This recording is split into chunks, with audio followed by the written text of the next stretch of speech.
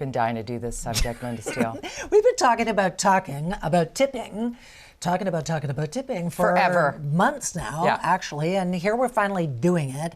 There've been a bunch of polls that just came out. Actually, the Globe and Mail did a really interesting story that made me go, oh, Jody, it's time for us to talk about tipping. Here we go. And the story was essentially saying, are you feeling like you're being asked to tip more and tip in more places? And essentially it was, Yeah, both. But let's just talk about the fact that during the pandemic, when we were told to go home and stay home, we were never on lockdown, but we were restricted in how we could gather in public places and spaces. And thinking about our friends, our loved ones in the restaurant and hospitality industry, there was a time where if I was going to the great little Thai restaurant owned by the family at the end of my street, I was going to tip them 15 or 20% on my takeout, because I was like, you know what, I want you here when this is we some did semblance that of too. Right? But let's get back to the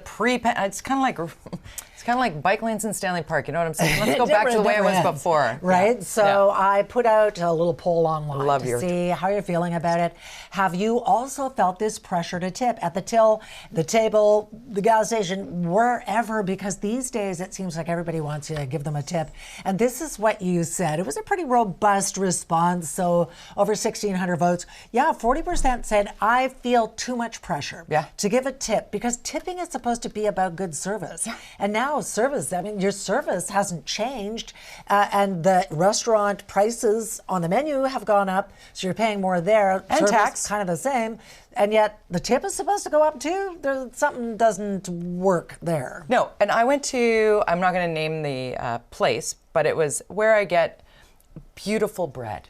I'll just say that. Beautiful bread. I don't mind paying $7.50 for a beautiful loaf of bread. And they handed me the point of sale terminal, and I turned it around, and it was 18% 20 for someone to hand you a loaf of bread. Or 30, and I actually turned it back and said, can you just get it to the point where I can tap my card? And the person behind the counter was like, it's embarrassing.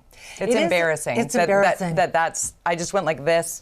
Liquor stores are doing that now too, and I'm thinking, okay, I went to the shelf, picked up a bottle of wine, you hand me the terminal, and I have to press it 3 times to get past all the tip prompts? Why would I? I often think to myself, am I crazy? Why would you expect me to tip you in a liquor store when I went, picked something up and brought it back to you, and you just went ching ching, and that's what you're getting paid to do? One of our good friends who is such a supporter of this show, he's watching right now, I know, Ian Tostenson. Little wave to Ian Tostenson. He is the president and CEO of the BC Restaurant and Food Services Association of British Columbia, somebody you've probably heard from over the course of the pandemic.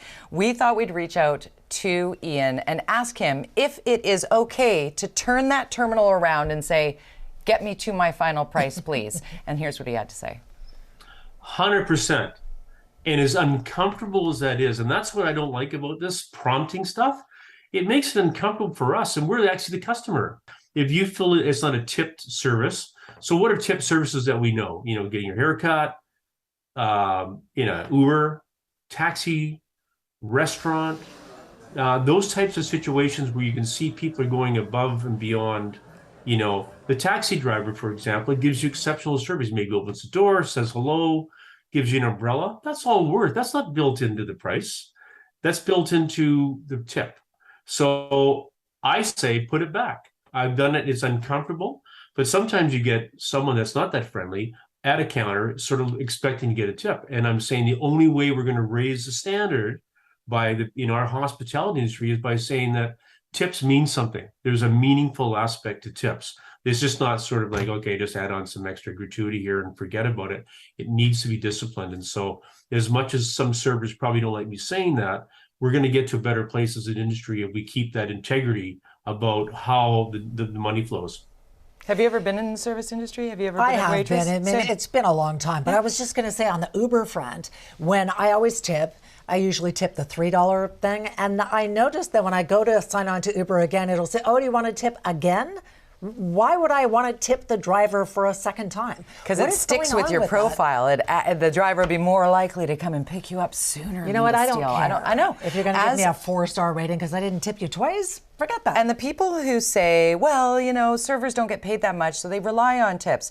I 100% like you have been a waitress, been a server, I've been in hospitality, and I prided myself on going that extra mile to garner the tip. And when somebody kind of lazily looks across at me like, you gonna tip me there?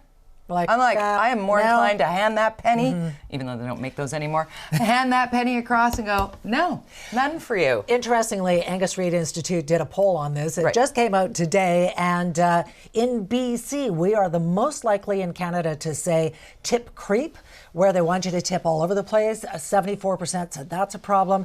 Tipflation, where they want you to pay more, 18, 20, 25%, 73%, and 86% of Canadians say, let's get rid of tipping altogether and go to the non-tipping model, where guess what? If you have to change your menu prices to cover the cost of paying your employees a fair wage, then you do it and we'll figure it out. Let's be done with tipping.